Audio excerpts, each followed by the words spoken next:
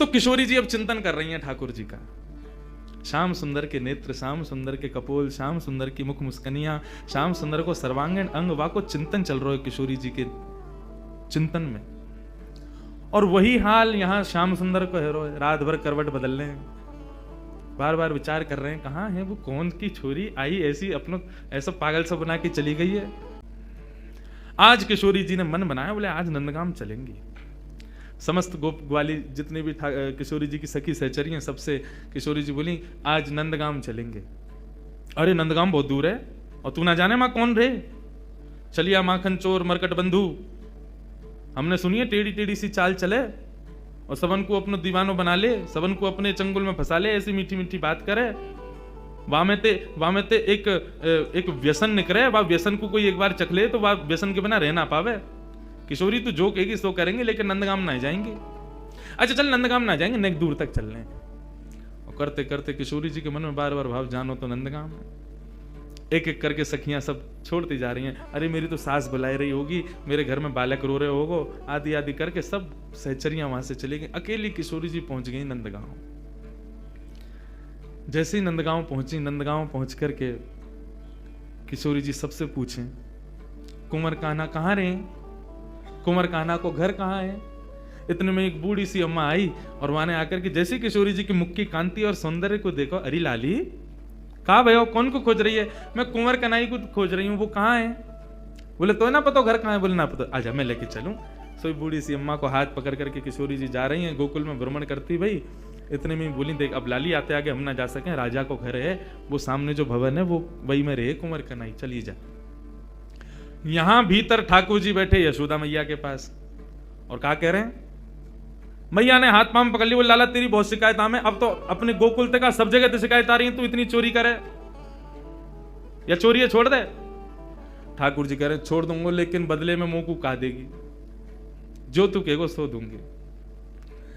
सो खाऊं पर घर ना जाऊं मैया, अब ना करूंगो चोरी, पर सांची कह कब लावेगी मुंह तू दुल्हन गोरी। अच्छा दुल्हन चाहिए तो बोले हाँ मैया दुल्हन चाहिए। काय थे कहीं बहू।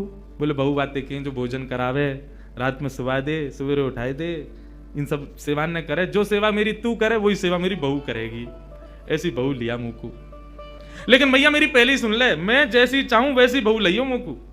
कैसी बहू चाहिए। भोरी सी होए सुभग छोटी, भोरी सी लियो, ज्यादा तेज तर्रार भरमू मत लेके आइयो, क्यों मोह तोते दूर कर देगी, फिर तेरो घर बनवा देगी यमुना के पुलिन पे, तू और बाबा वहीं रही हो, मैं और बहू यहाँ करेंगे। भोरी सी होए सुभग छोटी और सुवासारी नाक आंख मोटी।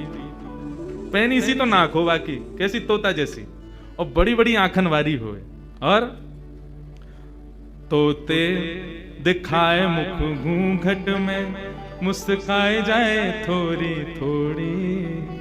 जैसे तू बाके सामने आ जाया करे सोई घूंघट कर ले, और घूंघट में थी नेक नेक मुस्का जाए करे। ऐसी बहू लिया मैया मुझको। मैया बेटी बेटी कन्हैया की बात ने सुन नहीं है। बोले ज्यो ज्यो बड़ो है तो जा रहा, त्यों त्यों तेरे भीतर जन कहा प्रकट है तो जा रहा। कहाँ ते लावे इन सब बातन ने। बड़ी आंख वारी चाहिए, पैनी नाक वारी चाहिए, भोरी सी चाहिए, ऐसी चाहिए, कौन सिखावे तो को। मैया देख तू बात मत बदल, बता चोरी छोड़ू कि नहीं छोड़ू। हाँ लालवाए तो छोड़ दे, तो मेरी बात मान ले फिर। और मैया सुन, मैया एक बात तो समझाऊं, जब ब्याह करवे जाऊंगा ना, बलदाऊ संग न ले जाऊं। बलराम में ना लेके जाऊंगा। मैया बोली क्यों ना लेके जाएगा। मैं कह रहा हूं वो गोरो है, कहीं बहू को मन लास्ट में बदल गो तो बाकी माला पहना दी तो, या हमारे बलराम में ना लेके जाऊंगा। मैया एक बात तो समझाऊं, बलदाऊ संग न ले जाऊं। बाबा ते कह के मगवाए दे, चढ़वे को सुंदर घोड़ी। अब घोड़ी मगवा मुकू, अब ब्याह करवे जाऊंगा। मैया बोली लाला ये सब चले तेरे मन में, यही सब करे तू बाहर वन में जाके, ते मधुमंगल श्रीदामा आगे दिन ते यही सब सीख के आवे तू आवेंगे। और मैया मेरी एक बात और सुन ले। मैया एक बात मेरी और सुन ले। कहा गोपिन पे मंगल गबवाए दे, गोपीन ने बुलाया कि अभी तो मंगल गान शुरू करवा दे, तू तो घर में। और मोय गोरो दुल्हा बनाए दीजो, ऐसो श्रृंगार कर दियो मेरो कि मैं गोरो है जाऊं। मोय गोरो दुल्हा बनाए दीजो, कहूं हंसे ना वहां की छोरी, भैया मेरो ब्याह करा दे। इतने में बाहर से किशोरी जी, अरे कुंवर कन्हैया, कुंवर कन्हैया। जैसे किशोरी जी बाहर से पुकारन लगी, श्याम सुंदर बोले भैया, मुझे लगा बहू आ गई दिखे, ये तो स्वर कहीं सुनो दिखो मैंने। ठाकुर जी दौड़ करके बाहर गए तो सामने किशोरी जी खड़ी हैं। आहा, किशोरी जी को जैसे ही देखो, जैसा रूप भीतर वर्णन कर रहे, जाके काजे कर रहे, वही आ गई। वारे विधाता, तेने कैसी सुनी मेरी? मैं तो मैया ते अभी कह रहे और वही है क्या सामने?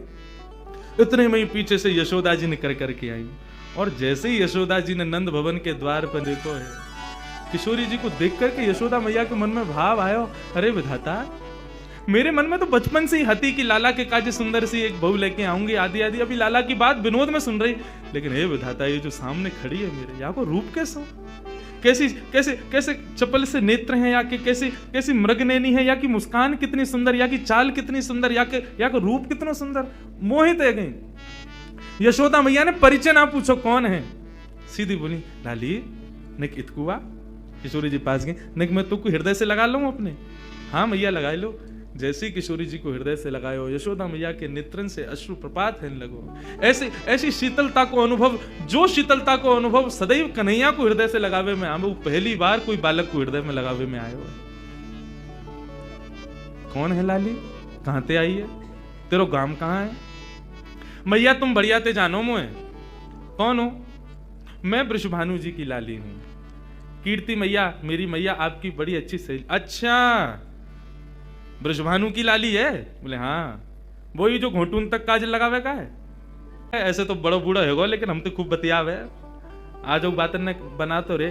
किशोरी जी बोली आप हमारे बाबा के बारे में ऐसे मत बोलो ना लाली, मैं कोई बुराई थोड़ी कर रही हूँ। हमारे ब्रज में तो गारी देवे तो उम्र बढ़े, हमारे ब्रज में तो ऐसा बोलवे तो आनंद ही आवे, ऐसे बिना बोले। किशोरी जी श्याम सुंदर के संग बैठी हैं, क्रीड़ा कर रही हैं, लीला कर रही हैं। किशोरी जी